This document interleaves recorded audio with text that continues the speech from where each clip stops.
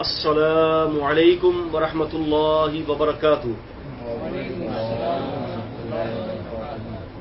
الحمد للہ وحدہ والصلاة والسلام علی من لا نبی بعدہ، اما بعد فاعوذ باللہ من الشیطان الرجیم، بسم اللہ الرحمن الرحیم۔ کتاب بدء الوحی، قال شیخ الامام الحافظ ابو عبداللہ محمد بن اسماعیل ابن ابراہیم ابن المغیرہ البخاری رحمہ اللہ تعالی رحمۃ واسعہ، آمین۔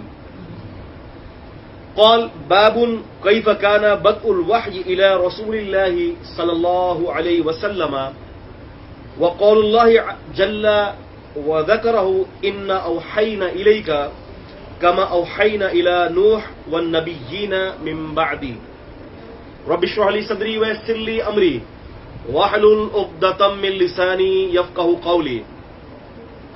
محترم ناظرین اکرام، محترم طالب اکرام، سامعین، ناظرین، بزرگ، ہم سب پر اللہ تعالیٰ کی رحمتیں ہوں، اللہ تبارک و تعالیٰ ہم سب سے راضی ہو جائے۔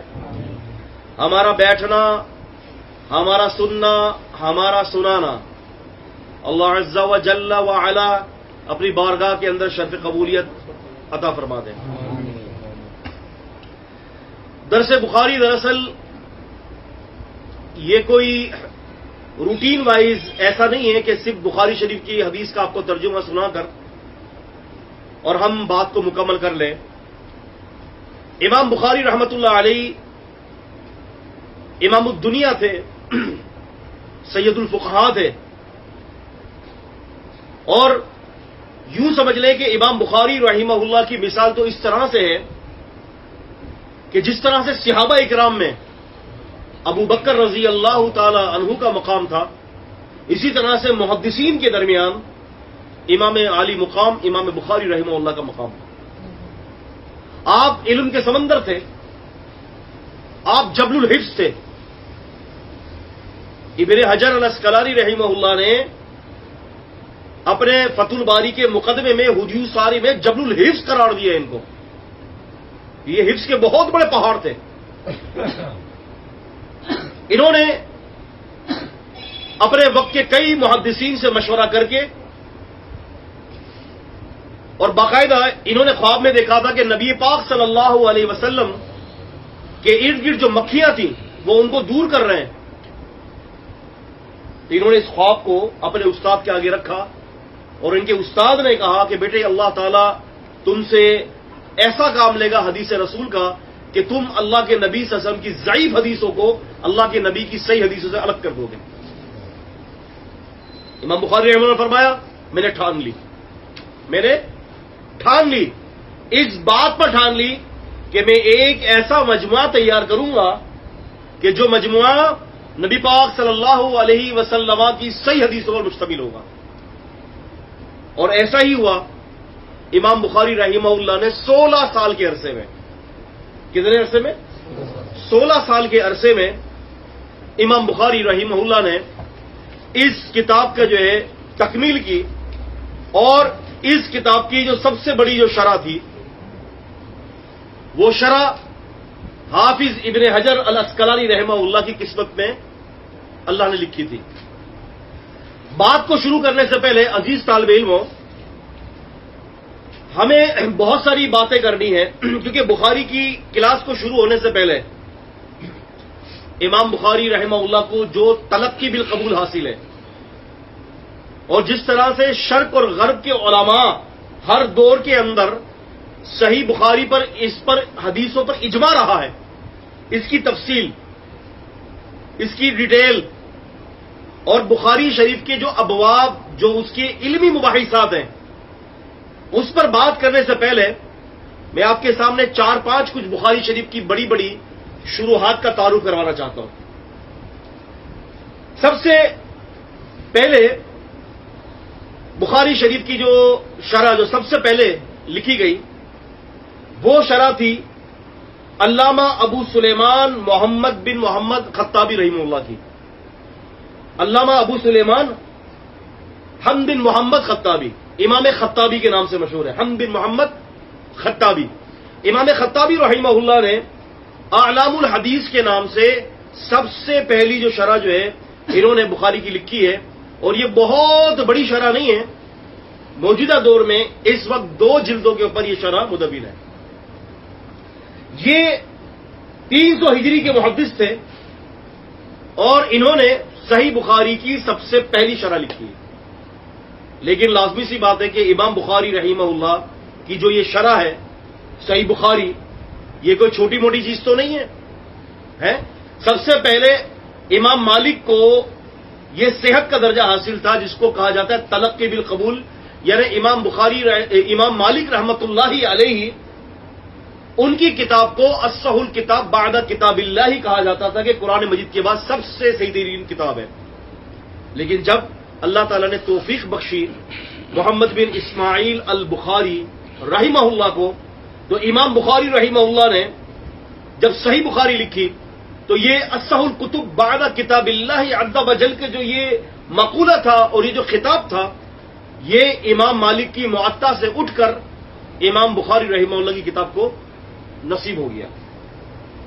اگرچہ امام مالک کی معطا پوری کتاب کے اندر ساری حدیثیں نہیں ہیں نبی علیہ السلام کی، بلکہ فتاوی بھی موجود ہیں، صحابہ اکرام کے آثار بھی ہیں، کچھ مقطوع روایات بھی ہیں، لیکن امام بخاری رحمۃ اللہ علیہ نے جو صحیح بخاری کی جو بنیاد رکھی اور جو صحت کا التزام کیا اور جو صحت کا جو انہوں نے معیار رکھا ہے، امام بخاری کی صحت کا معیار اتنا اعلیٰ ہے کہ صحیح مسلم کی بھی صحت کا معیار وہ نہیں ہے جو امام بخاری کی صحیح بخاری کا معیار ہے۔ تو کچھ کتابوں کے تعارف میں کروا دوں۔ پہلی میں نے آپ کو بات بتائی کہ علامہ ابو سلیمان امام خطابی کے نام سے مشہور ہے، ان کی کتاب اعلام الحدیث، یہ سب سے پہلی جو ہے وہ یہ شرح تھی جو انہوں نے بخاری شریف پر لکھی ہے۔ اس کے بعد سب سے بڑی شرح جو لکھی ہے وہ ہے حافظ ابن حجر الاسقلانی رحمہ اللہ نے فتح الباری کے نام سے، فتح الباری کے نام سے۔ جب ابن حجر نے فتح الباری کے نام سے شرح لکھی اور انہوں نے اپنی زندگی کے 25 سال لگا دیے، 24 سے 25 سال لگا دیے دوستوں، کہ انہوں نے بخاری شریف کی شرح میں 24 سے 25 سال اپنی زندگی کے صرف کر دیے، اتنی محنت کی کہ حتیٰ کہ فقہاء اکرام نے یہ کہہ دیا کہ لیس الفتح لیس الہجرہ بعد الفتح، فقہاء نے کہا کہ لیس الہجرہ بعد الفتح، کہ اب ہجرت نہیں ہے فتح کے بعد، ہجرت نہیں ہے فتح کے بعد۔ کیا مراد؟ فتح سے مراد فتح الباری، ہجرت سے مراد کہ فتح الباری کے بعد اب کہیں اور جانے کی ضرورت نہیں ہے، کسی اور شرح کی دیکھنے کی ضرورت نہیں ہے۔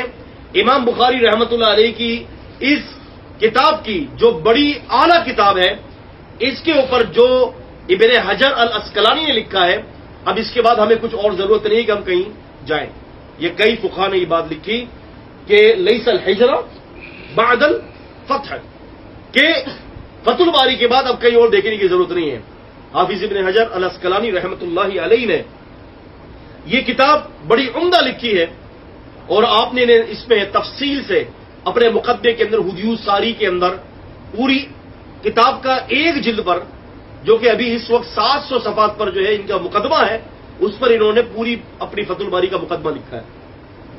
فتح الباری کے اوپر بھی ایک الگ کام ہوا ہے۔ فتح الباری کے اندر جو ہے وہ ابن حجر نے جو روایات پیش کی ہیں، ایک محقق نے انیس الباری کے نام سے ان روایات کو الگ ترتیب دیا ہے، اور وہ کتاب بھی 12 جلدوں پر مدون ہو چکی ہے، 12 جلدوں پر۔ تو فتح الباری کے اندر حافظ ابن حجر نے صرف حدیث کی شرح نہیں کی، بلکہ ابن حجر اسقلانی نے حدیث کے متعین معاملات کو طے کیے، اس کے اوپر پھر رجال پر بھی بحث کی ہے۔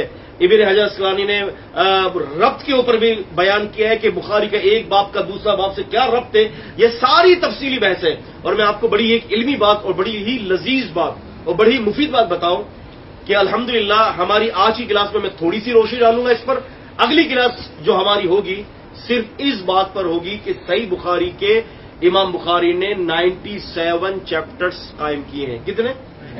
97 چیپٹرز، یعنی سب سے پہلا جو باب ہے وہ کیا چل رہا ہے ہمارا؟ وحی کا بیان، کتاب الوحی، ٹھیک ہے، اور سب سے آخری کون سا ہے؟ کتاب التوحید ورد علی الجہمیہ۔ اب ان کے مابین پہلی بات وحی کی اور آخری بات توحید کی. ان کے بابین جتنے بھی انہوں نے کتابیں مقرر کی ہیں، ہر کتاب کا پچھلی کتاب سے ربط موجود ہے. انشاءاللہ اگلی کلاس کے اندر ہم آپ کو وہ ربط لکھوائیں گے، اور سارے طالب علموں کو لکھنا ہے. وہ ربط جو ہے سارے طالب علموں کو لکھنا ہے. اور میں مزے کی بات بتاؤں آپ کو کہ اس ربط پر تفصیلی بحث حافظ ابن حجر رحمۃ اللہ علیہ کے استاد امام بلقینی نے کیا ہے اپنی کتاب کے اندر، اور حافظ ابن حجر نے بھی تھوڑی سی روشنی ڈالی ہے. باقی یہ ربط ہر جگہ پر آپ کو نہیں ملے گا. خیر، تو دو شرح آپ کے سامنے میں نے ذکر کی ہیں، ایک امام خطابی کی اور ایک شرح میں نے ذکر کی آپ کے سامنے ابن حجر الاسقلانی کی. تیسری شرح ہے ابن رجب الحنبلی رحمہ اللہ کی. ابن رجب الحنبلی رحمۃ اللہ علیہ کی یہ شرح ان کی بخاری شریف کی بہترین شروحات میں سے ہے. لیکن بدقسمتی سے جو ہے آپ یوں سمجھ لیں، ایک تو انہوں نے اپنی زندگی کے آخری وقت کے اندر یہ کتاب کی شرح شروع کی، اور کتاب الصلاۃ کے 9ویں باب سے لے کر کتاب الصلاۃ کا ایک باب ہے الاشارہ فی الصلاۃ، الاشارہ فی الصلاۃ، یعنی 1234 حدیثوں کی شرح ہے. 4 سے 5 جلدوں پر جو ہے یہ شرح اس وقت مارکیٹ کے اندر ہے، اور ہمارے ادارہ تحفظ حدیث فاؤنڈیشن کے مکتبے کے اندر الحمدللہ صحیح بخاری کی تقریباً کم و بیش جو ہے وہ 30 کے قریب شروحات موجود ہیں، اور اس میں یہ شرح بھی موجود ہے. تو الحمدللہ انہوں نے ابن رجب الحنبلی جو کہ عقیدتاً اہل السنہ کے ساتھ تعلق رکھتے تھے، اور انہوں نے اس کے اندر بڑی ہی زبردست تفصیلی بحث کی ہے. اور ابن رجب نے یہ آخری عمر کے اندر، یعنی جب اللہ تعالیٰ توفیق دے دے کسی کو کام کی، جب بھی اللہ توفیق دے دے. بہت سارے ایسے شارحین ہیں، بہت سارے ایسے علماء ہیں کہ ان کو توفیق کی ان کے آخری وقت میں ہوئی. اسی لیے ہم اللہ سے دعا کرتے کہ اللہ ہمیں اپنی زندگیوں کے اندر نیک کام کی توفیق بخش دے، ہمیں نیک کام کی توفیق بخش دے. میں اپنے ناظرین کو کہہ رہا ہوں کہ جو ناظرین مجھے دیکھ رہے ہیں، توجہ کے ساتھ آپ سے بھی اگر ہو سکے تو آپ کاپی وغیرہ لے لیں اور ان پوائنٹس کو لکھیں. انشاءاللہ اللہ تعالیٰ کی توفیق، اللہ نے زندگی دی، اللہ رب العالمین توفیق دیں گے تو بخاری شریف اگر ہماری مکمل ہو جائے گی تو میں آپ کو بتاؤں امت کے اندر جو اس وقت اور قدیم جتنے بھی فرقے ہیں 100 سے زیادہ تعداد کے اندر ان سب کا علمی رد ہو جائے گا. کیسا رہے گا؟ سب کا علمی رد اللہ تعالیٰ کروائیں گے، اور میرا اللہ یہ کام لیں گے. اور وَذَلِكَ عَلَى اللَّهِ يَسِيرًا، اور یہ کام میرے اللہ کے لیے بڑا آسان ہے. ہم خود نہیں بیٹھے، ہمیں اللہ نے بٹھایا ہے، اور یہ کام ہم خود نہیں کر رہے، اللہ پاک کروا رہے ہیں. اللہ اس کام کو امت تک پہنچا دے، سب کے لیے ہدایت کا ذریعہ بنا دے، اور ہماری قبر کے لیے توشہ بنا دے. عزیزان گرامی، یہ 3 شروحات ہو گئی. چوتھی شرح جو ہے علامہ عینی حنفی نے لکھی ہے. علامہ عینی کی عمدۃ القاری ہے، جو کہ اس وقت 24 جلدوں پر مارکیٹ میں ہے. عمدۃ القاری یہ بخاری شریف کی بہت بڑی شرح ہے. لیکن میں آپ کو یہ ذرا بتا دوں، چونکہ یہ علمی حلقہ ہے، یہاں ہم خیانت نہیں کریں گے، یہاں ہم کسی کو جو ہے خوش کرنے کے لیے نہیں بیٹھے سوائے اللہ تعالیٰ کی ذات کے. ہم بات کریں گے صحیح بات. علامہ عینی کی یہ جو شرح ہے بخاری شریف کی، دراصل یوں سمجھ لیں کہ اس شرح کے اندر آپ کو تشریح اور توضیح، زیادہ تر آپ کو اس شرح کے اندر حافظ ابن حجر کی غلطیاں نکالتے ہوئے ملیں گی. ایسا لگتا تھا کہ انہوں نے یہ شرح ابن حجر رحمہ اللہ کی جو ہے وہ غلطی نکالنے کے لیے لکھی ہے. اور یہ بھی بعض علماء کے نزدیک مشہور ہے کہ اگر فتح الباری نہ ہوتی تو علامہ عینی حنفی رحمہ اللہ کی عمدۃ القاری بھی نہ ہوتی. عمدۃ القاری بھی نہ ہوتی. عمدۃ القاری دراصل ان کے ٹسل میں لکھی گئی ہے، اور دراصل یہ اس کے اندر تساہمات، اور اس کے اندر دراصل یوں سمجھ لیں کہ حنفی مذہب کے دفاع پر یہ شرح لکھی گئی ہے. اور انہوں نے اس کے اندر بہت تفصیلی، زیادہ تو حدیث کی شروعات تو ابن حجر کی فتح الباری سے ہی لی ہے، لیکن یہ سمجھ لیں کہ اس کے اندر زیادہ تر مضمون جو ہے نا، جو شرح ابن حجر نے کیا انہوں نے وہاں سے اٹھا کر یہاں پیش کر دیا. چونکہ یہ علمی مسئلہ ہے اسی لیے میں نے یہاں پر جو ہے وہ ذکر کر دیا ہے. اس کے علاوہ 5ویں شرح انور شاہ کشمیری. انور شاہ کشمیری حنفی بہت بڑے عالم ہیں. ان کی جو صحیح بخاری کی شرح ہے فیض الباری، یہ 5ویں شرح فیض الباری انور شاہ کشمیری رحمہ اللہ کی ہے. انور شاہ کشمیری کو امام العصر کے القابات سے نوازا گیا ہے، محدث العصر، امام العصر.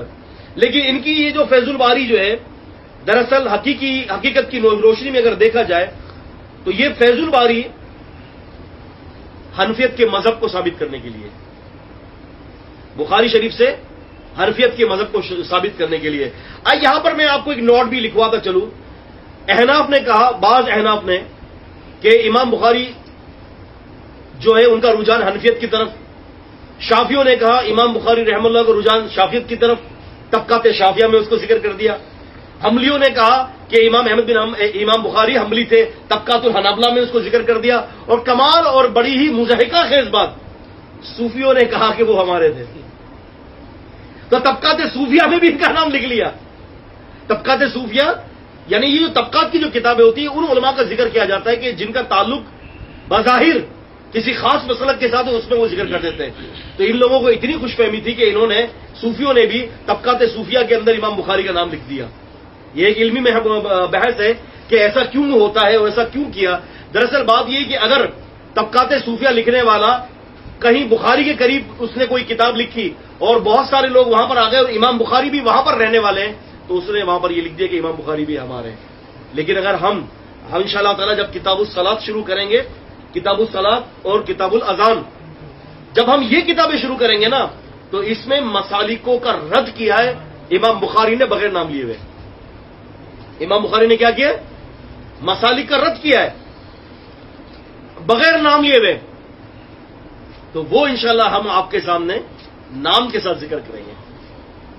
انہوں نے تو نام نہیں لیا، لیکن ہم آپ کے سامنے نام کا ذکر کریں گے کہ کس کس جگہ پر امام بخاری کن کن گروہ کا رد کر کے یہ ثابت کر رہے کہ بھائی میرا تعلق نہیں ہے، میں شافعی نہیں ہوں، میں حنبلی نہیں ہوں، میں مالکی نہیں ہوں، میں حنفی نہیں ہوں، میں مجتہد ہوں۔ اور وہ حقیقت کے اندر امام بخاری رحمہ اللہ کو مجتہد مطلق قرار دیا ہے، اجتہاد کی بڑی اعلیٰ سطح پر تھے۔ اور اللہ تعالیٰ نے امام بخاری کو کیا حافظہ نوازا تھا، 16 سال کی عمر میں جبل الحفظ ہو گئے تھے، نبی پاک صلی اللہ علیہ وسلم کی ہزاروں حدیثوں کے حافظ۔ ایک دفعہ ایک اپنے استاد کی مجلس میں تھے امام بخاری رحمہ اللہ۔ اب ہوا یہ کہ دوسرے طالب علم سارے لکھ رہے تھے حدیث، امام بخاری نہیں لکھ رہے، ہزاروں حدیثیں لکھوائے، امام بخاری رحمہ اللہ لکھ نہیں رہے تھے۔ طالب علموں نے کہا کہ یار یہ کیا بات ہوئی، ہم حدیثیں لکھتے ہیں، ہم حدیثیں نہیں لکھتے۔ امام بخاری نے فرمایا رحمہ اللہ، تم نے جو حدیثیں لکھی ہیں تم میرے سامنے پیش کر دو، مجھے ساری حدیثیں یاد ہیں جو تم نے لکھی ہیں، اور میں سناؤں گا، تم چیک کرو۔ محدثین فرماتے ہیں کہ امام بخاری رحمہ اللہ نے زبانی وہ حدیثیں پڑھنا شروع کی، جنہوں نے ہاتھ سے لکھا تھا وہ امام بخاری کی زبانی یادداشت پر اپنے ہاتھ کی تحریروں کو درست کر رہے تھے، ہاتھ کی تحریروں کو درست کر رہے تھے۔ اس لیے تو میں نے آپ سے کہا کہ فقہا اس بات کو سمجھتے ہیں کہ امام بخاری رحمہ اللہ کا ایک بہت بڑا مقام تھا محدثین کی نگاہوں میں، بہت بڑا نام تھا۔ تو اجان گرامی، انور شاہ کشمیری رحمہ اللہ تعالی، انہوں نے اپنی کتاب کے اندر زیادہ تر جو ہے احناف کا دفاع کیا ہے، اور یہ بات تو کوئی چھپی ڈھکی ہے ہی نہیں کہ انور شاہ کشمیری رحمہ اللہ اپنے آخری وقت کے اندر رو رہے تھے، تو کسی نے ان سے پوچھا، وحدت امت کے اندر یہ الفاظ ذکر کیے گئے ہیں کہ ان سے پوچھا آپ کیوں رو رہے ہیں؟ کہا کہ زندگی ضائع کر دی، زندگی ضائع کر دی۔ تو پوچھا آپ نے زندگی ضائع کر دی، تو پھر آپ کے تو بڑے بڑے شاگرد ہیں، عرب و عجم کے اندر ہیں۔ کہتے ہیں کہ ہاں میں نے زندگی ضائع کر دی، کیوں کہ پوری زندگی حدیث کو پڑھنے اور پڑھانے میں یہی بات کے اوپر ہماری کوشش رہی کہ کسی بھی طریقے سے ہمارے امام کی کوئی بات، کوئی مسئلہ ثابت ہو جائے، بس اسی کوشش میں ہم نے زندگی گزار دی اور ہم نے اپنی زندگی کو ضائع کر دیا۔ وحدت امت کے اندر جو ہے اس قول کو جو ہے ذکر کیا گیا ہے۔ اور یہ بھی بتاتا چلوں کہ بڑی حیرت کی بات ہے کہ اتنے بڑے صاحب علم نے جو ہے امام انور شاہ کشمیری رحمہ اللہ نے اپنی کتاب کے اندر جو ہے وہ ابن عربی جو صوفی تھا، جو ملحد و زندیق تھا، فتوحات مکیہ کو اپنا امام قرار دیا ہے۔ کیا کہا ہے؟ امام شیخ اکبر قرار دیا ہے۔ اور اسی کی پاداش میں یہ چھوٹے چھوٹے جتنے بھی دوسرے جو شارحین ہیں، انہوں نے بھی بہت سارے جو احناف کے شارحین ہیں، انہوں نے بھی شیخ اکبر قرار دے دیا ہے۔ جیسے کہ سلیم اللہ خان صاحب جو ہیں، اپنی جو کتاب، اپنی صحیح بخاری کی شرح جو ان کی لکھی گئی ہے، ان کا دروس تھے وہ اس کے اندر، اور فیض الباری بھی انہوں نے لکھی نہیں ہے۔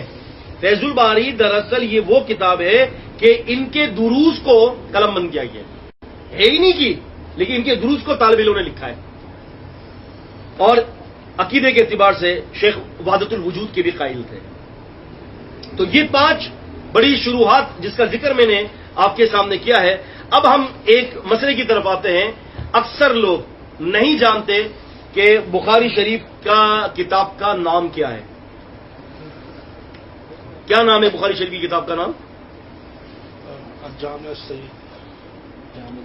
دیکھیں، الجامع المسند الصحیح المختصر من امور رسول اللہ صلی اللہ علیہ وسلم سننہ و ایامہ.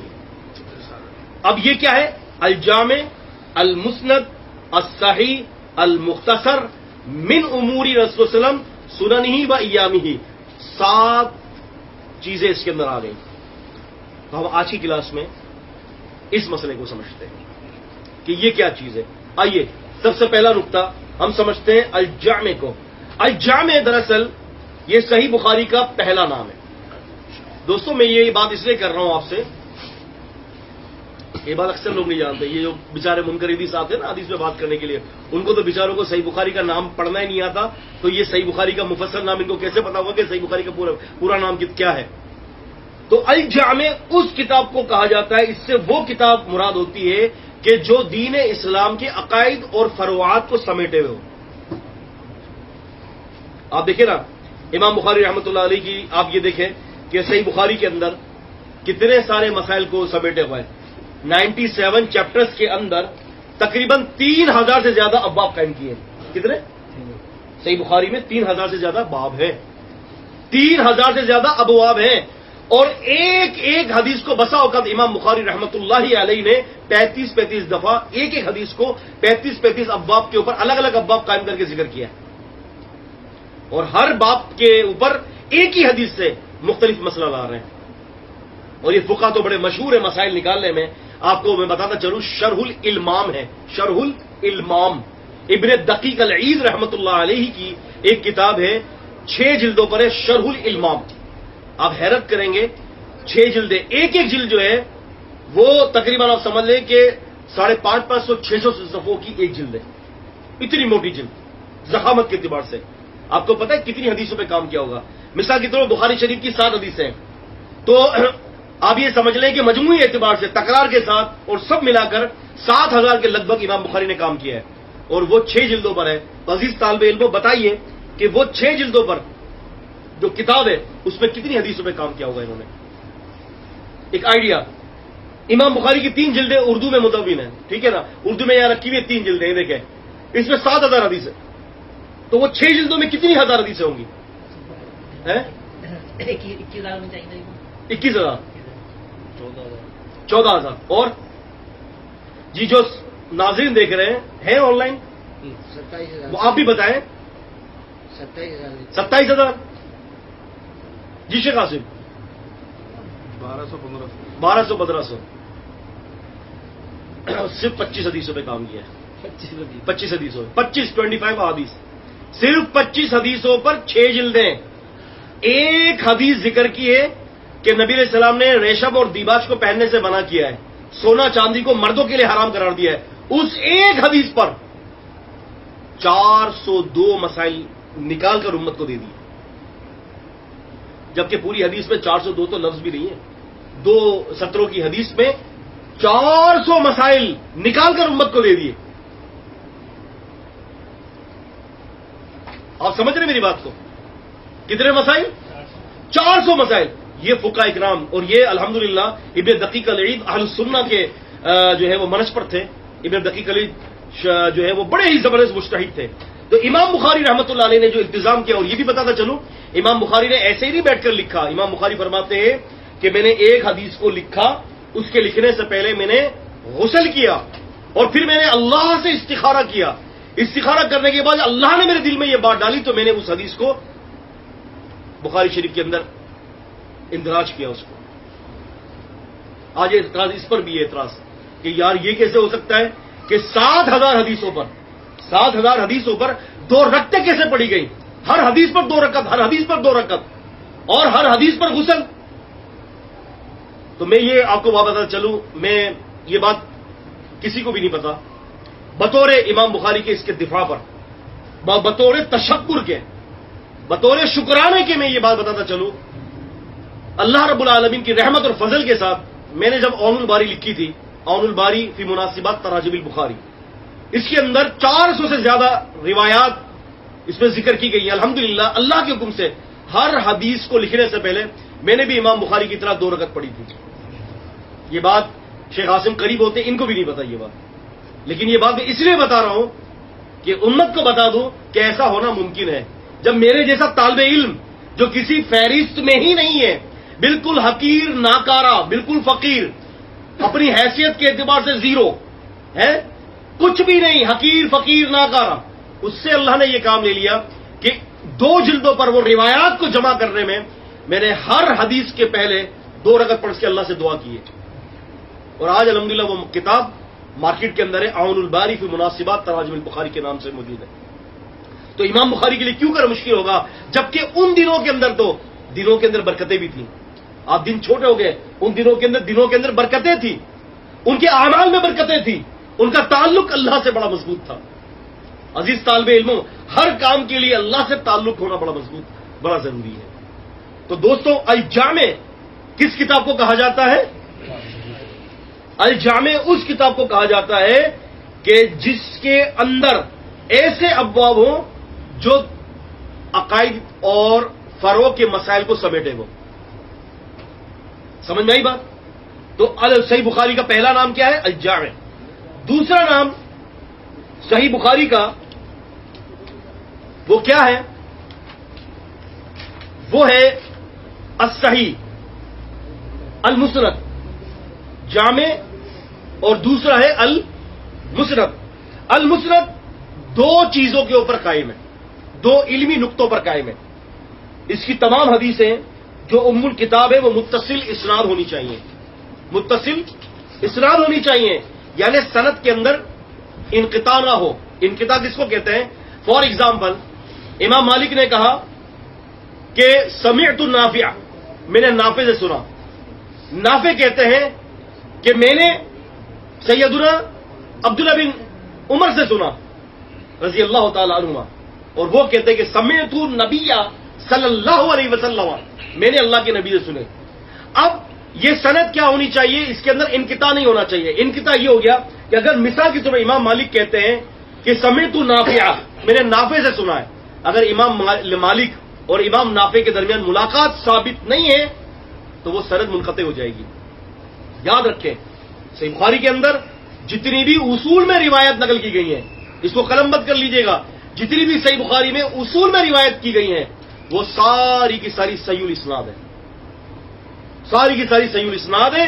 اس کے اندر نہ انقطاع ہے، نہ ہی اس کے اندر کوئی ایسا راوی ہے کہ جو راوی جو ہے وہ عقیدتاً، اور وہ راوی منکر حدیث ہو، راوی جو ہے وہ حافظے کا خراب ہو یا متہم بالکذب ہو.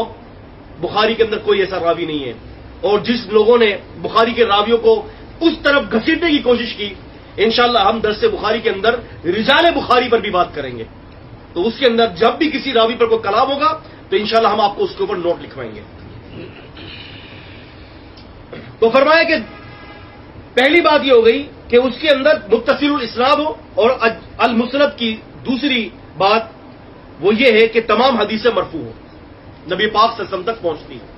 یہ اس کی تعریف ہے. الصحیح تیسرا لفظ الصحیح ہے، جس کا مطلب مسند حدیث سے اور تقریباً جتنی بھی روایات ہوں جو اصول میں بیان کی گئی ساری کی ساری صحیح ہوں.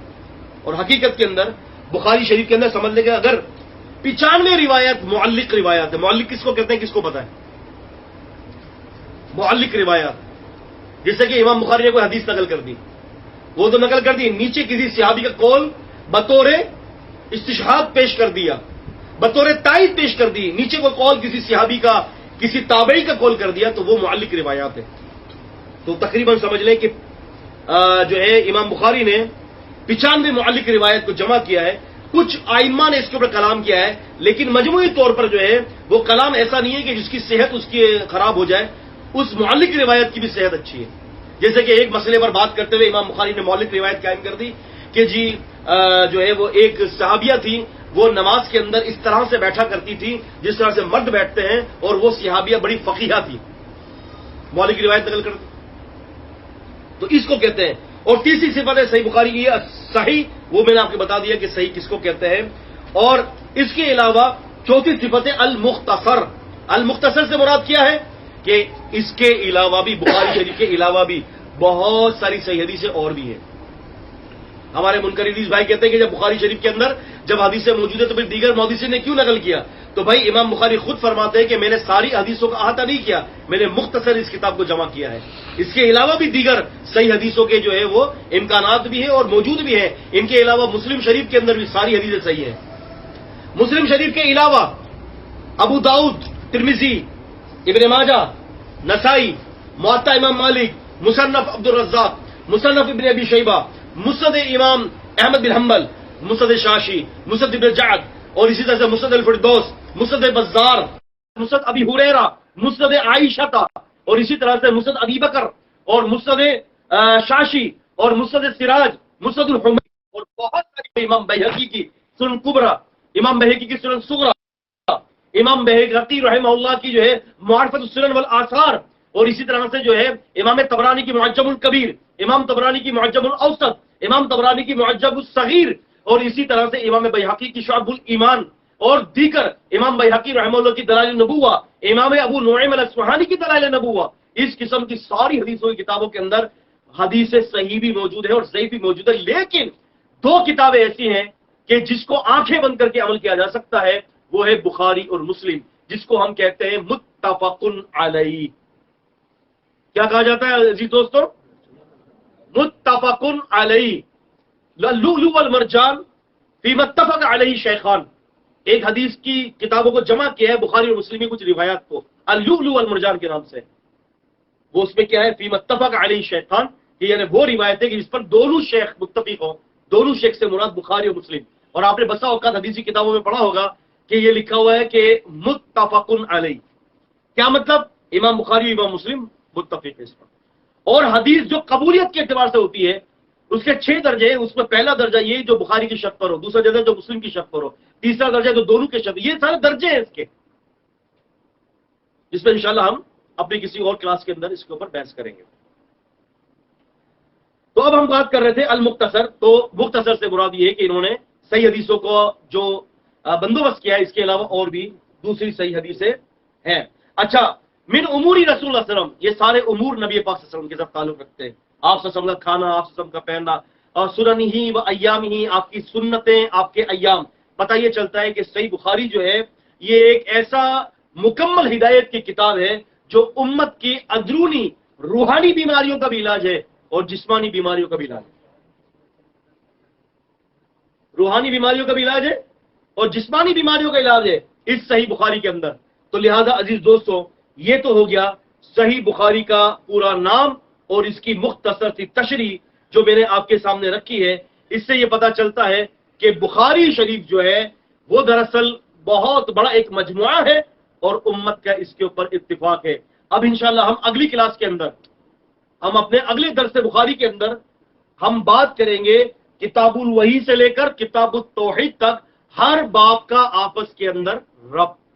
اور یہ بہت مہمۃ جدا ہے، بہت ضروری ہے. اتنا ضروری ہے کہ اس پر اگر آپ لکھ لینا تو بہت کمال ہو جائے گا.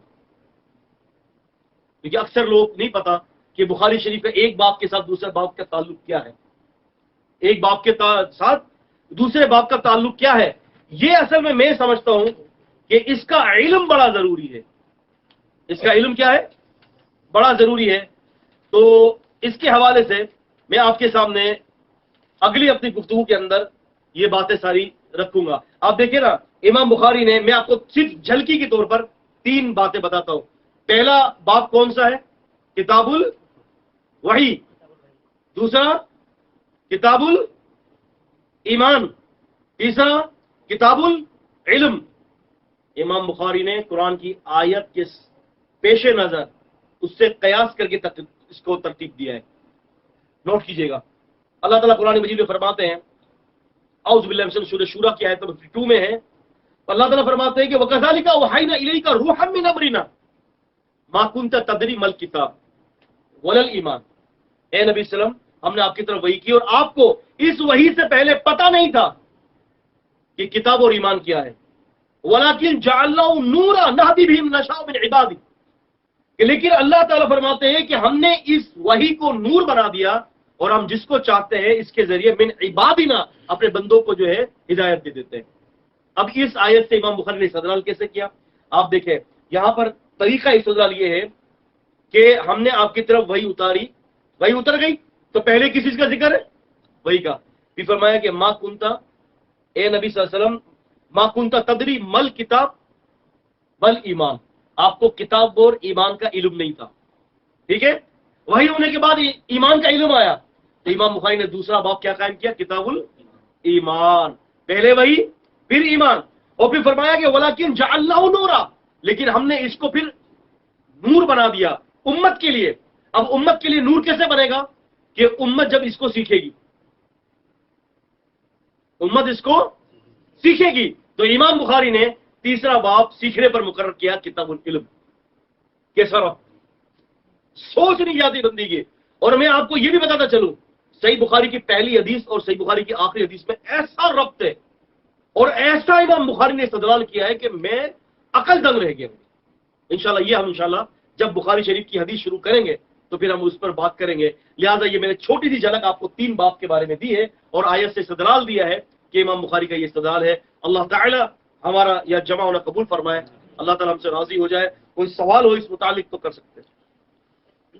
میرا سوال یہ ہے جی، کہ محمد علی مرزا کہتا ہے کہ صحابہ کرام نعوذ باللہ مرتد ہو گئے تھے، محمد علی مرزا، اس کی حقیقت بات ہے. جی، محمد علی مرزا کا کہنا یہ ہے کہ نعوذ باللہ من ذالک صحابہ اکرام مرتد ہو گئے تھے. اصل میں اس نے واضح طور پہ یہ نہیں کہا، لیکن لپٹے ہوئے کلمات کے اندر اس نے صحابہ اکرام کو نعوذ باللہ مرتد کرا دیا، کیونکہ یہ دراصل عقیدہ رافضیوں کا ہے اور محمد علی مرزا کا تعلق بھی کچھ رافضیت کے ساتھ زیادہ ہی ہے. ٹھیک ہے، وہ کیسے؟ وہ اس طرح سے کہ رسول اللہ صلی اللہ علیہ وسلم کی حدیث ہے بخاری شریف کی، آپ علیہ الصلوۃ والسلام نے یہ فرمایا تھا کہ میرے سامنے میرے صحابہ پیش کیے جائیں گے اور ان کے میرے درمیان آڑ قائم کر دی جائے گی، تو میں کہوں گا کہ یہ میرے ہیں، تو مجھے کہا جائے گا انک لا تدری ما احدث بعدک، آپ کو پتہ نہیں انہوں نے آپ کے بعد دین بدل دیا تھا. تو محمد علی مرزا کہتے ہیں دیکھو صحابہ نے دین بدل دیا. حالانکہ قاعدہ یہ ہے کہ الحدیث یفسر بعض بعضا، ایک حدیث دوسری حدیث کی تفسیر کرتی ہے. یہاں صحابہ سے مراد نبی پاک صلی اللہ علیہ وسلم کے صحابہ نہیں ہے، یا صحابہ سے مراد وہ منافق جو نبی صلی اللہ علیہ وسلم کے زمانے میں تھے اور بعد میں آنے والے لوگ، ان امتیوں کو صحابہ کہا گیا. کیوں کہ لغت کی کتابوں کے اندر صحابی اس شخص کو بھی کہا جاتا ہے جو کسی کا فالوور ہوتا ہے. کیونکہ ایک حدیث اسی باب کے آگے آتی ہے کتاب الفتن کی، رسول اللہ صلی اللہ علیہ وسلم فرماتے ہیں کہ فاقول امتی، میں کہوں گا میری امت کے لوگ ہیں. وہاں اصحابی ہیں اور یہاں امتی ہے، تو پتہ چلا اصحابی سے مراد نبی پاک کی امتی ہے. صحابہ اکرام کی تو تعریف اتنی بڑی تعریف ہے کہ وہ شخص صحابی کہلانے کے لائق ہے کہ جس نے نبی صلی اللہ علیہ وسلم کو ایمان کی حالت میں دیکھا اور ایمان کی حالت میں فوت ہو گیا، وہ صحابی ہوتا ہے. تو جو اتنے زبردست معیار پر فوت ہوگا تو وہ کیسے منافق ہوگا؟ تو وہ اگر منافق ہو گیا تو وہ بھی صحابی نہیں ہے. جی شیخ میرا ایک سوال ہے، محمد شیخ کی تفسیر کے بارے میں کچھ بتائیں. محمد شیخ کی تفسیر، محمد شیخ زندیق آدمی. محمد شیخ جو ہے ان کا ادارہ ہے میرے خیال سے، شیخ کون سا IRC اس کا ادارہ ہے. تو یہ زندیق آدمی ہے. اس کے زندیق ہونے کے لیے یہی کافی ہے کہ اہل السنہ والجماعہ کا یہ بنیادی اور متفقہ عقیدہ ہے کہ نبی پاک صلی اللہ علیہ وسلم معراج پر گئے تھے اور محمد شیخ معراج پہ جانے کی حدیثوں کا انکار کرتا ہے. محمد شیخ یہ کہتا ہے کہ یہ قرآن محمد بن عبداللہ صلی اللہ علیہ وسلم پر نازل ہی نہیں ہوا. محمد شیخ کہتا ہے نعوذ باللہ کہ مریم علیہ السلام وہ مخنثہ تھی، یعنی نہ عورت تھی نہ مرد تھے، نعوذ باللہ من ذالک، اسی لیے وہ زندیق ہے. جی سوال یہ ہے کہ محمد علی مرزا کا عقیدہ کیا ہے؟ محمد علی مرزا کا عقیدہ بالکل وہی عقیدہ ہے کہ جو رافضیوں کا ہے. شروع میں یہ بڑے اچھے عقیدے کی طرف چلا تھا اور کبھی کبھی اہل الحدیث کی اور اہل السنہ کی تعریف بھی کرتا رہتا ہے، کیونکہ سب کو ساتھ لے کر چل رہا ہے اس کو، کیونکہ وہ کندھا تو ہم دونوں کا استعمال کر رہا ہے نا. اہل الحدیث کا بھی کبھی کندھا استعمال کر لیتا ہے باہر مارنے کے لیے، اور کبھی احناف اور بریلویوں کا بھی کندھا استعمال کرتا ہے. تو میں سارے بھائی بریلوی اور احناف بھائیوں سے اور اہل الحدیث سے گزارش کرتا ہوں اب آنکھیں کھول لیں. صحابہ اکرام کو گالی دیتے تب بھی لوگ اپنے جو ہے نا وال پیپر کے اوپر جو ہے اسی کی تصویریں لگاتے ہیں. اب یقین مانیں، یعنی اتنی بڑی جرت پیدا کر دی. اور آپ دیکھیں اس کے پروگرام جب اس نے امیر معاویہ رضی اللہ تعالیٰ کے خلاف پروگرام کیے، اس کے پروگرام کے نیچے کمنٹس دیکھے کہ صحابہ کرام میں سے خصوصاً امیر معاویہ رضی اللہ تعالیٰ عنہ اور خصوصاً ان کے والد گرامی سیدنا ابو سفیان رضی اللہ تعالیٰ عنہ کو لوگ گالی دے رہے ہوتے ہیں۔ یہ پیدا کر دی نا سر، یہ فضا پیدا کر دی اس نے۔ جب یہ فضا پیدا ہو گئی تو بس ختم، لوگوں کو موقع چاہیے تھا، رافضیوں کو موقع چاہیے تھا صحابہ کرام پر تعان و شکنی کرنے کا، تو لہذا وہ رافضی ہے۔ ٹھیک ہے، سیم چیمہ صاحب سوال کر رہے ہیں جی کہ السلام علیکم، میں ڈاکٹر اسرار احمد رحمۃ اللہ علیہ کو سنتا ہوں، جبکہ میرا ایک دوست ہے وہ مجھے کہتا ہے کہ ان کا عقیدہ کچھ صحیح نہیں تھا، تو کچھ تھوڑا ڈاکٹر اسرار احمد حقیقت کے اندر بڑے ہی براڈ مائنڈ، بہت پیاری تفسیر کرنے والے، لاجواب تفسیر، لیکن ہاں یہ بات حقیقت ہے کہ وحدت الوجود اور وحدت الشہود کے حوالے سے کچھ ان کے عقیدے کے اندر سورہ حدید کی تفسیر میں گڑبڑی پائی جاتی ہے۔ اب میں یہ نہیں کہتا کہ ان کا کس عقیدے پر خاتمہ ہوا، وحدت الوجود پر ہوا کہ نہیں ہوا، کہ توبہ کر لی، میں نہیں جانتا، اسی لیے میں اب اس بارے میں ان کے حوالے سے خاموش ہوں۔ جو کاوشیں اور جو محنتیں تھی وہ اپنی جگہ پر بہت بڑی محنت ہے، اللہ رب العالمین نے قرآن کی تفسیر کے حوالے سے ان کو بڑا نوازا، لیکن کس عقیدے پر ان کی وفات ہوئی مجھے نہیں پتا۔ ہاں البتہ وحدت الوجود اور وحدت الشہود کے حوالے سے سورہ حدیث کی تفسیر میں انہوں نے بڑے ہی گل کھلائے ہیں کہ اللہ تعالیٰ کی صفت باطن ہے، کہ وہ اللہ تبارک و تعالیٰ جو ہے وہ باطن ہے، تو باطن کی لفظ کے صفت کے اوپر بڑی انہوں نے جو ہے نا عجیب قسم کی باتیں کی ہیں۔ جی حدیث کا آپس میں تعارض ہونا حقیقی ہے کیا؟ حدیث کا آپس میں تعارض ہونا حقیقی نہیں ہے، حدیث کا آپس میں تعارض ہونا ظاہری ہے، حقیقی نہیں ہے۔ کوئی مثال شیخ؟ کوئی مثال، کئی ساری مثالیں ہیں۔ اللہ کے نبی صلی اللہ علیہ وسلم نے فرمایا کہ 3 دن سے زیادہ قربانی کا گوشت جمع نہ کیا جائے، پھر آپ نے فرمایا ذخیرہ کر لو۔ اب دیکھا جائے تو دونوں میں تعارض ہے، ایک جگہ منع کیا جا رہا ہے، ایک جگہ اجازت دی جا رہی ہے، لیکن اس کے اندر ظاہری تعارض ہے، حقیقی نہیں ہے۔ وہ کیا ظاہری تعارض ہے کہ نبی صلی اللہ علیہ وسلم نے جو 3 دن سے زیادہ ذخیرہ اندوشی سے روکا تھا امت کو، وہ حکم اللہ کے نبی صلی اللہ علیہ وسلم کے اس حکم نے منسوخ کر دیا کہ اب تم ذخیرہ کر سکتے ہو۔ تو لہٰذا یہ کیا ہے؟ ظاہری تناقضات ہیں، ظاہری تعارضات ہیں، حقیقی تعارض نہیں ہے حدیثوں کے اندر، نہ قرآن کی آیتوں میں حقیقی تعارض ہے نہ حدیث میں۔ جی سوال ہے، آپ نے بھی ذکر کیا تھا نور شاہ کشمیری کا، تو آخری وقت میں جو افسوس ہوا جی یہ جو عتیق شاہ رحمان کشمیری، یہ کون تھے؟ عتیق الرحمان کشمیری حفظہ اللہ تعالیٰ کون تھے؟ ان کے بارے میں تو مشہور تو یہ تھا کہ ان کے کوئی پوتے یا نواسے ہیں، لیکن یہ بات بھی مجھ تک پہنچی ہے کہ وہ ان کے پوتے نواسے نہیں ہیں۔ واللہ اعلم، انہی سے پوچھا جائے، وہی زیادہ صحیح بتا دیں گے۔ جی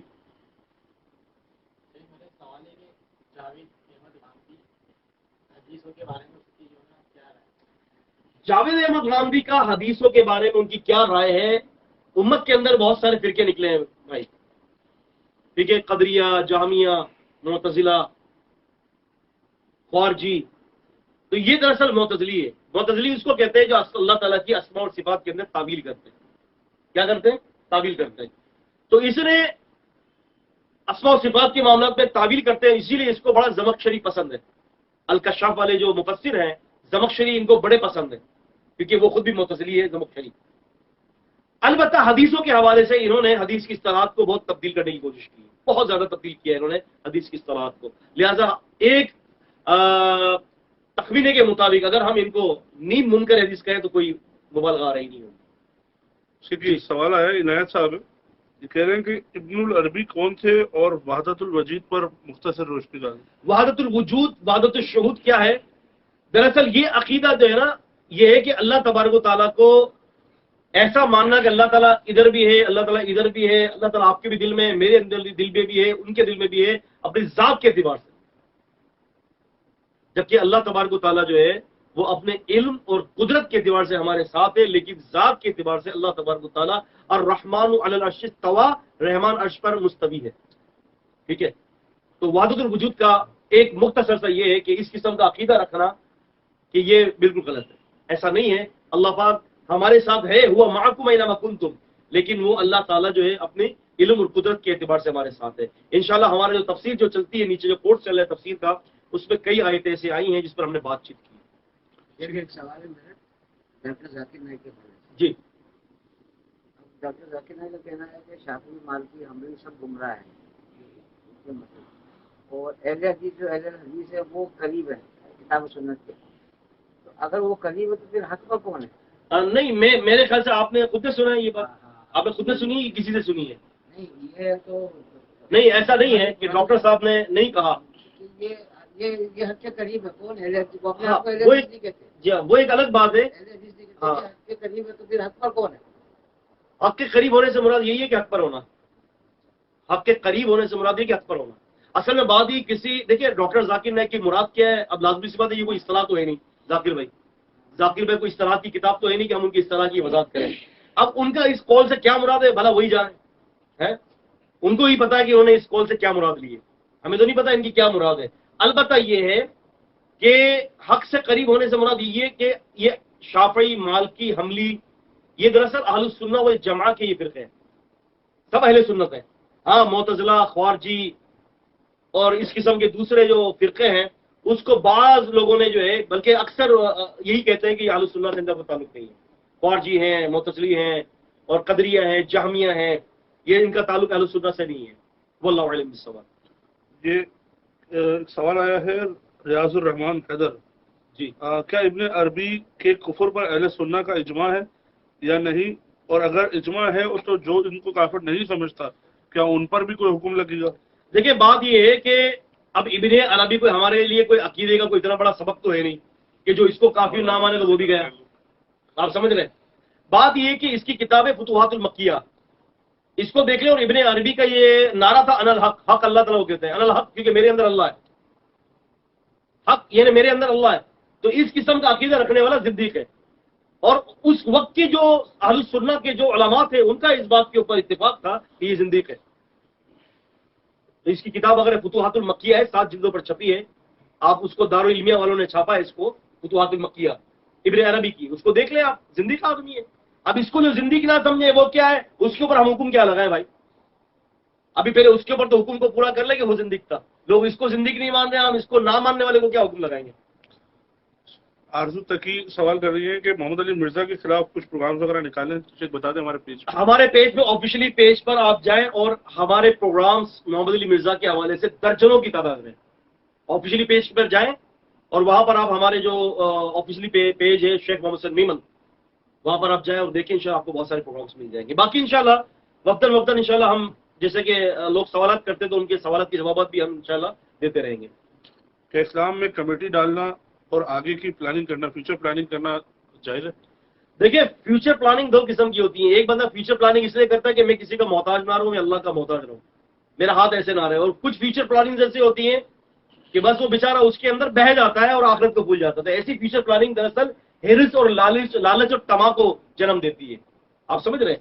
اور ایسی فیوچر پلاننگ کہ اللہ میں تیرے راہ میں صدقہ کر رہا ہوں میں آگے بھی دیتا رہوں. میں تیرے راہ میں خرچ کرتا ہوں آگے بھی دیتا رہوں. میں لوگوں کو مسکین اور بیواؤں کو اور اللہ کے رستے میں مدد سے چلا رہا ہوں اللہ آگے بھی چلاتا رہوں. تو ایسے ترتیب کرنا اور ترکیب کرنا کوئی مذائقہ نہیں ہے. ٹھیک ہے. عمر رضی اللہ عنہ نے اپنے دور کے اندر ایسے بہت سارے مستقبل کے پروگرام سیٹل کیے تھے جس سے اسلام کو اور امت کو فائدہ تھا. ایسے کرنا کوئی نہیں ہے. اپنی ذات کا فائدہ اور اس فائدے کے اندر حریص اور طمع اور لالچ کا بڑھنا یہ خطرناک اور فتنے کا باعث ہے. واللہ اعلم بالصواب. گاندھی کے پروگرام میں میں نے دیکھا تھا کہ جو ہے یہ پرائز بانڈ کے اوپر جو انعام ہوتا ہے نا ہاں. اس نے اس کو جائز قرار دیا تھا کہ حکومت نے اپنے طرف سے دے دیا ہم کو اس کے اوپر تھوڑی لے لیں ہم اس کے اوپر. اور اسی طرح جو ہے نا انشورنس کو بھی اس نے حلال کیا تھا اور وہ قسطوں کے کام کو کیا. دیکھیے بات یہ ہے کہ گاندھی صاحب کا تو آپ کچھ کہیں نہیں نا. گاندھی صاحب کی تو ان کی اپنی ایک الگ فکر ہے. زیادہ سے زیادہ امین احسن اصلاحی سے یہ کچھ مواد لے لیتے ہیں. ابن عربی سے مواد اٹھا لیا زمخشری سے مواد اٹھا لیا ہے. تو گاندھی صاحب کی تو فکر کی بات نظر ہے. یہ تو دراصل اہل السنہ کے متفق نظریے کے خلاف ہے. نزول عیسیٰ علیہ السلام ایک عقیدہ ہے اس کے منکر ہیں نہیں مانتے اس کو. عورت کے چہرے کے حجاب کے اوپر بھی ان کو یہ نہیں مانتے. اور اسی طرح سے بہت سارے مسائل ہیں جو اہل السنہ کا جس کے اوپر جو ہے وہ کاربند ہے اہل السنہ کا متفق عقیدہ ہوتا ہے اس کے خلاف کے متصوی ہے. حدیث پہ لے کے آتے ہیں وہ آپ نے یہ کیا کہا تھا کہ ایک یہودی نے پکڑ لیا تھا تو عمر بات انہوں نے جو تنبیہ کر لی تھی ان سے کچھ اضافی دے دیں ان کو कुछ आए कुछ बैतुल माल में से इजाफी देते हैं यहूदी को, यहूदी इस्लाम भी ले आया था इस बात के अंदर, तो इसके ऊपर गांधी बोलते हैं कि जो ये प्राइस बुक में इजाफी पैसे देते हैं गवर्नमेंट वाले, तो जायज है ये। नहीं तो प्राइस बॉन्ड का मसला तो यहाँ से तो साबित ही नहीं होगा। अगर वो रिवायत अगर बिलफर्ज हो भी जाती है साबित, तो इससे ये मसला कब निकलता है? प्राइस बॉन्ड के अंदर तो जुआ है और जुआ हराम है, क्योंकि शरीयत ने उस चीज पर पैसा लगाना आपको हराम करा दिया जिसके नतीजे आपको नहीं पता। तो उनके तो बताया ना मैंने आपको कि वो तो हजरत उनको तो जो है जनाब अली बात कहनी है, उनकी अपनी एक फिक्र है। जिस तरह से जो है अल्लाह का भला करे मोहम्मद शेख अपनी अलग फिक्र को ला रहा है, इस तरह से ये भी इसने भी अपनी अलग फिक्र को जो है लोगों के सामने इन्होंने प्रमोट किया है, अपनी इनकी एक अलग फिक्र है। तो हमें इनकी फिक्रों को नहीं देखना, हमें ये देखना है कि शरीयत की जो फिक्र जो है सलफ सालिहीन के फहम के तनाजुर में क्या है। तो ये तो दरअसल जुए की किस्म है ना प्राइस बॉन्ड, क्योंकि एक चीज में आप पैसा लगा तो आपको पता ही नहीं है जी, जाया नहीं होता उसके अंदर, जाया नहीं होता, लेकिन शरीयत ने उस जगह पे पैसा लगाने से मना किया है कि जिसका नतीजा आपको ना पता हो। जुआ कहते हैं उसी को है। आप पत्ता खेल रहे हैं, चलिए एक मिनट, पत्ता खेल रहे हैं, जुआ खेल रहे हैं, आपको पता ही नहीं है कि आप जीतोगे कि हारोगे, हारने के भी चांस है। फिर दूसरी बात ये कि बैंक के पास आप बैंक को आप जमा करवा देते हैं वो पैसे प्राइस बॉन्ड लेकर, वो बैंक पे जमा करने के बाद वो आपको कहां से दे रही है? आपने 10,000 रुपए पे जो है वो 10 लाख रुपए ले लिया, ये 10 लाख रुपए मिले कहां से आपको? बैंक के पास कौन सा ऐसा सोर्सेज है? ये सारी बातें इंशाल्लाह हम बाद में करेंगे जी। ये तो मेरा ये सवाल है, ये फुकहा के इख्तिलाफात क्यों है जबकि वो कुरान और हदीस के पाबंद हैं? जी, फुकहा के इख्तिलाफात क्यों है जबकि वो कुरान हदीस के पाबंद हैं? देखिए, फुकहा के दरमियान जो इख्तिलाफात थे वो इख्तिलाफात इल्मी नोयत के थे, और आज जो हमारे दौर में जो इख्तिलाफात है वो तासुबी नोयत के। वहां इल्मी नोयत के इख्तिलाफ थे और हमारे तासुबी नोयत के इख्तिलाफ है। इल्मी नोयत के जब इनमें इख्तिलाफ होते थे तो उसके बावजूद भी ये सारे फुकहा एक दूसरे के पीछे नमाजें पढ़ते थे। आपको बताता चलूं मैं, एक दूसरे की ताजीम करते थे और एक दूसरे के पीछे नमाजें पढ़ते थे। ये बड़े बड़े लोग हैं, आज भी माशाल्लाह इसकी मिसालें मिलती हैं। आप देखें ना, शेख अलबानी रहमतुल्लाह अलैह और शेख इब्न बाज रहीमुल्लाह हैं, ये दोनों जमा हो गए बैतुल्लाह के अंदर। तो शेख इब्न बाज ने फरमाया कि शेख सल्ली बिना कद्दिम, शेख सल्ली बिना, आप आगे चले और आप नमाज पढ़ाएं। नहीं, आप हमारे इमाम है, आप नमाज पढ़ाएंगे। शेख इब्न बाज ने कहा कि शेख आप नमाज पढ़ाएं। शेख अलबानी ने कहा आप नमाज पढ़ाएं। इब्न बाज ने कहा कि शेख के कुरान के इल्म के अंदर आप और हम बराबर हैं। अंता इमामुना फिल हदीस, आप हमारे हदीस में इमाम है, आप आगे बढ़े और आप नमाज पढ़ाएं। ये एहतराम, ये क्या है? ये एहतराम है। ये तो आज भी अरब के अंदर उलमा के अंदर ये एहतराम देखा जाता है कि एक मदीने के मस्जिद नबी में एक दर्स हदीस देने वाला शख्स दूसरे मस्जिद नबी के अंदर दर्स हदीस के देने वाले से जब वो मुलाकात करता है तो वो कुर्सी पे बैठे हुए और ये नीचे शागिर्द की तरह बैठे हुए। इतना अदब और एहतराम है। तो जब इनके अंदर इतना है तो फिर फुकहा के अंदर कितना अदब और एहतराम। उनके दरमियान दरअसल इख्तिलाफ इल्मी था, हमारे दरमियान इख्तिलाफ इल्मी नहीं है, हमारे दरमियान इख्तिलाफ तासुबी है। वो एक दफा मनाजरे में हुआ था ना, एक दफा वो शेख दामान भी जिक्र कर रहे थे, मनाजरे में हम गए तो कहते हैं कि मनाजरा था अहनाफ के साथ हमारा, तो मैंने सीधा हाथ उनको जो है वो मुसाफे के लिए, तो उन्होंने उल्टा हाथ दे दिया कि क्या हो रहा है। सामने वाली पार्टी ने उल्टा हाथ दे दिया मुसाफे के लिए, और फिर आगे क्या हुआ बयान करने जैसी बातें नहीं है। देखिए, फैज अहमद साहब सवाल कर रहे हैं कि जिस तरह कुछ अनबिया की वफात का जिक्र जी कुरान पाक में मौजूद है, क्या मोहम्मद रसूलुल्लाह सल्लल्लाहु अलैहि वसल्लम की भी वफात का जिक्र कुरान में मौजूद है? अल्लाह तबारक व तआला ने एक कायदा बता दिया है। अब नाम ले लेकर सबकी वफात का जिक्र अल्लाह ताला नहीं करेगा। अल्लाह ताला ने एक कायदा बता दिया है। वो कायदा क्या है? सूरह आली इमरान की आयत नंबर 85 में, कुल्लू नफ्सिन जायकातुल मौत, हर नफ्स को मरना है, खत्म कायदा। अब आप मुझसे डिबेट करेंगे, अच्छा चलो अब आप ये बताओ कि क्या अल्लाह तबारक व तआला ने खजीर अलैहिस्सलाम की भी वफात का जिक्र किया है? इसीलिए लोग खजीर अलैहिस्सलाम की वफात के कायल नहीं है। ये सूफी हजरात जो है ना, वो कहते हैं खजीर साहब जिंदा है। आज भी तो आप मुसाफा करेंगे तो जिसकी ये अंगूठे की हड्डी नहीं होगी समझ लो वो खजीर है अलैहिस्सलाम। क्या क्या लिखा हुआ है, क्या क्या किताबों में, और क्या क्या अकीदे हैं ये। तो भाई कानून मौजूद है, और नबी पाक को फरमाया गया कि इन्नका मय्यित व इन्नहुम मय्यितून, ए नबी सल्लल्लाहु अलैहि वसल्लम आपको भी वफात पाना है और इन सबको भी मरना है। तो जुमर की आयत 39 सूरत नंबर है, गालबन आयत नंबर जो है वो 65 है, 30 है। तो ये सारी बातें इस पर दलील है। अल्लाह ताला जी तौफीक बख्शे। जी आपका आखिरी सवाल। हसन नकवी है जो अली मिर्जा के साथ होता है, जी सवाल जवाब करता है। जी ये पहले इसाक जानवी के साथ भी था जी। सवाल जवाब। तो ये असल में कौन है? मतलब राबी है या फिर हसन नकवी के बारे में पता नहीं, नकवी से तो लफ्ज़ ही लग रहा है। جیسے کہ مرزا سے رافضی ٹپک رہا ہے، روافضیت ٹپک رہی ہے، نقوی سے بھی ہو سکتا ہے، واللہ عالم کون ہے. اصل میں ان کی باتوں سے ہمیں پتہ چلے گا، ان کی باتیں، ان کے عقیدے کیا. ہم کسی کے بارے میں الزام نہیں لگائیں گے، یہ ہمارے یہ اصول ہے. ہاں علمی نوعیت سے جو ہے ہم رد ضرور کریں گے. محمد علی مرزا کے بارے میں رد ہم اس لیے کرتے ہیں کہ جبکہ یہ کوئی اتنی بڑی شخصیت نہیں ہے، اس کو تو حدیث کی عبارت پڑھنا نہیں آتی، وہ تو قرآن کی آیتیں پڑھتا ہے تو اس کو غلطیاں کرتا ہے.